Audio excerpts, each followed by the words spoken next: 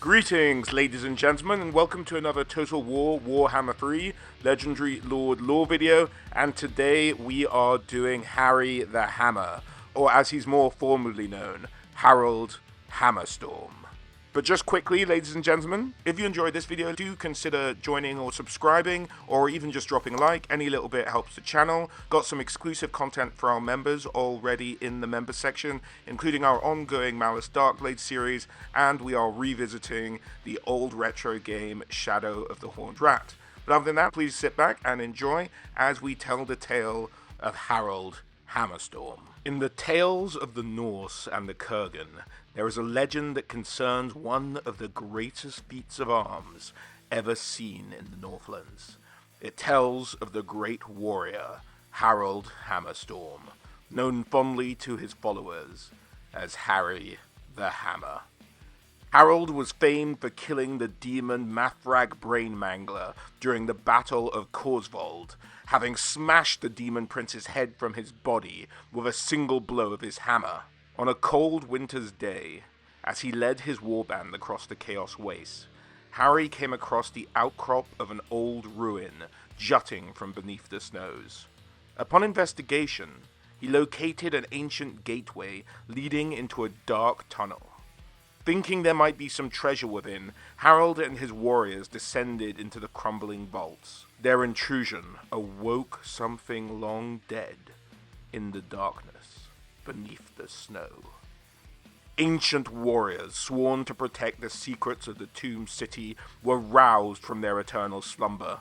With rusted blades, bony fingers, and eyes aglow with witchfire, they fell upon the Northmen. Harald and his men ran. Stumbling out of the depths, they found the tumble-down ruins now glowed with power, and the melting snow revealed forbidding stones burning with magical energy. The Chaos Warband found themselves in the middle of a great settlement from the dawn of time. Harald and his men were horrified to see the skeletons pursuing them still. Knowing that he had to fight his way free, Harald turned and faced the advancing legion. The favor of the gods fueled Harry as he fought. His hammer rose and fell with monotonous destruction, smashing skulls and rib cages to powder. Harald's followers pressed in behind their leader, and Harry formed the point of a wedge, driving through the skeletal warriors. After a day and a night of fighting, as dawn rose the next day, the undead were all but destroyed. A pile of bones, a story high, was left in the wake of the Chaos Warriors. Since that day, Harald has held a special loathing for the undead, and so efficient and determined is Harry at slaying the undead that even their mindless spirits regard him with horror. He is an elemental force who hurls back the undead with his steely will.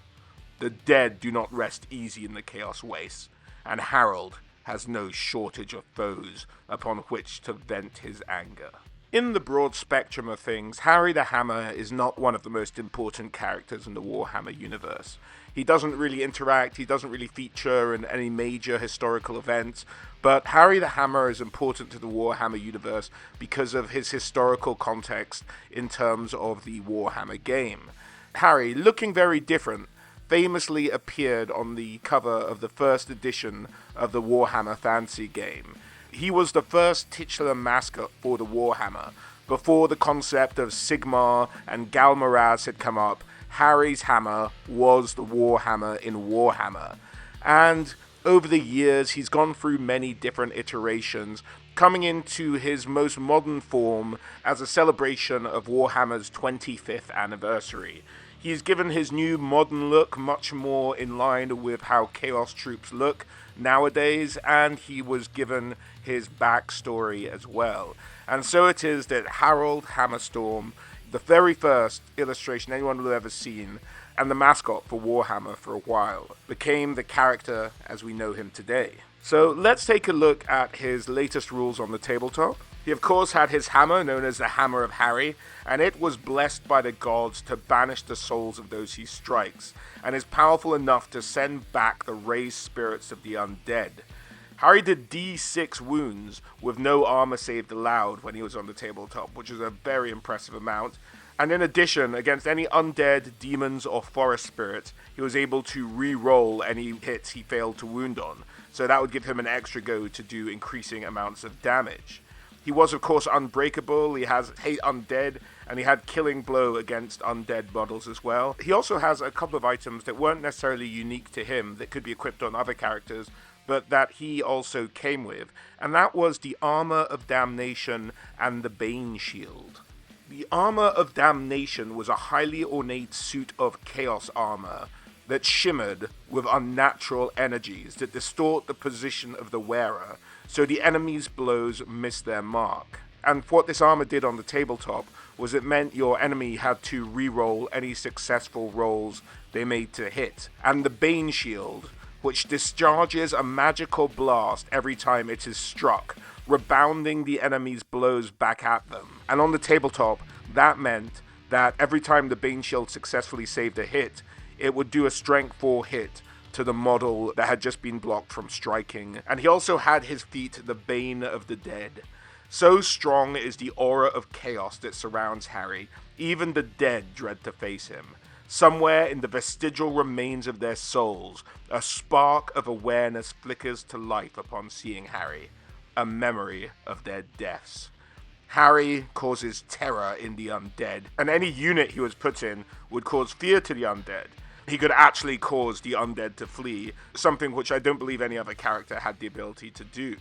And that is it for the tale of Harry the Hammer, as he was known until he was, of course, officially given the name Harald Hammerstorm. It's great to have him in the game, and although he does get taken out slightly unceremoniously in the end times, it is fun to have Harry the Hammer in Total War Warhammer. And if you've liked the video, please do drop a like, subscribe, and maybe consider joining if you can. That would be great, and a huge support to the channel. Other than that, guys, as always, a huge thank you for watching, and I hope to catch you all on the next one. Alright, guys? Bye.